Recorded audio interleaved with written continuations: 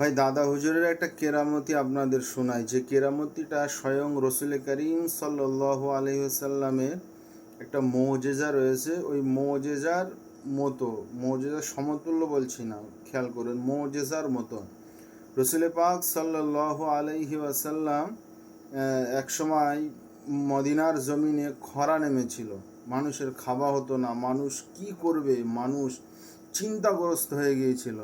তো সেই সময় সবাই রসুল করিম সাল্লাল্লাহু আলাইহি সাল্লামের দরবারে হাজির হয়ে আরজ করলেন, ইয়া রসুল আল্লাহ, আপনি দোয়া করুন। তো আল্লাহর নবী সাল্লাল্লাহু আলাইহি সাল্লাম আল্লাহর কাছে দোয়া করলেন। দোয়া করার সঙ্গে সঙ্গে আল্লাহ রব্বুল আলমিন আসমান থেকে পানি বর্ষণ করলেন। সুবহানাল্লাহ।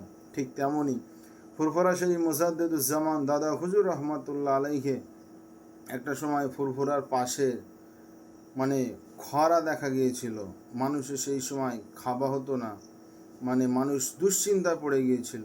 তারা সকলে এসে দাদা পীর রহমতুল্লাহ আলাইহের দরবারে এসে আরজি জানালেন যে হুজুর, আমরা খুব দুশ্চিন্তার মধ্যে পড়ে গিয়েছি, আমরা খুব দুশ্চিন্তাগ্রস্ত হয়ে গিয়েছি, হুজুর একটা কোনো উপায় বের করে দিন।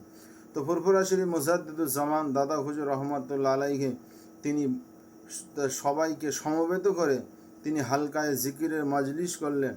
সেখানে নফি ইসবাতের জিকির, একজরবির জিকির, সমস্ত জিকির আসকার করে তিনি আল্লাহ রব্বুল আলমিনের দরবারে দোয়া চাইলেন। আল্লাহ পাক রব্বুল আলমিন সঙ্গে সঙ্গে আসমান থেকে পানি বর্ষণ করে দিলেন। সুবহান আল্লাহ।